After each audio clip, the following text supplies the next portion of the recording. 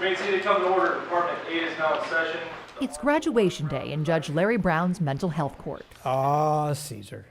How are you, my friend? I'm doing good, Judge. I love the smile. And Caesar has a lot to smile about.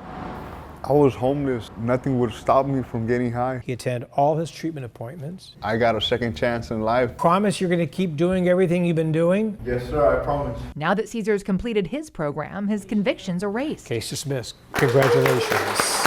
Caesar's story I didn't know another life is a powerful example until I got arrested. of the potential And I quit cold turkey. of California's treatment courts. I found the Lord. Now I'm sober. Now I see the life of a sober man.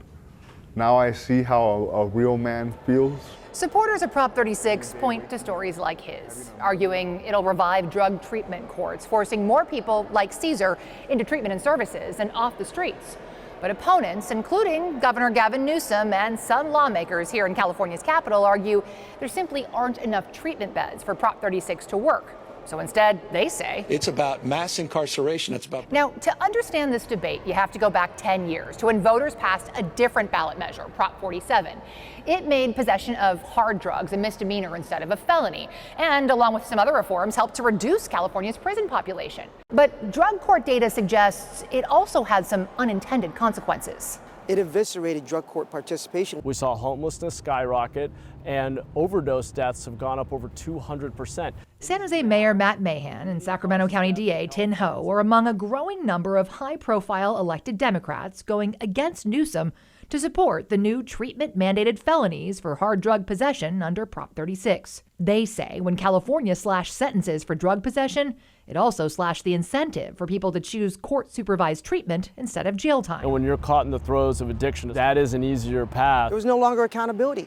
If you get arrested, cited and released for possession of drugs, it's a misdemeanor. And when the judge tells you, oh, these are misdemeanor cases, you can do 2 or 3 days in jail, or you can go through a treatment program that's going to be a year long.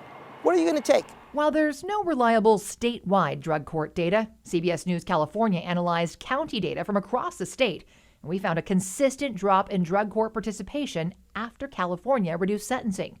For instance, Sacramento County saw an 80% drop in drug court participation, and it dropped so low in Santa Clara County, they stopped tracking and merged drug court with mental health court. The goal is not to send people to jail, but under Prop 36, the first 2 convictions for drug possession would still be misdemeanors. The third would be a treatment-mandated felony, meaning if they complete treatment, the charge is dismissed. On a 4th conviction, a judge could issue a maximum 3-year sentence, but only if someone is not eligible for treatment. it's pragmatic. It focuses on repeat offenders. It's about mass treatment, not mass incarceration. Research cited by the California court system suggests drug courts do lead to fewer rearrests and lower costs. I would ask those that support it, particularly mayors, where are the treatment slots? Where are the beds? Now, opponents like the governor say there simply aren't enough treatment beds. Saying you can do treatment as your punishment and treatment actually being available for that are 2 very different things. Christine Soto de Berry, a former San Francisco prosecutor, helped draft the opposition to Prop 36. And no county in the state has enough treatment to deal with the people that are struggling with addiction issues. None, not one. And if none are available, Then they'll do jail or probation. except supporters note Prop 36 specifically says people cannot be sent to jail or prison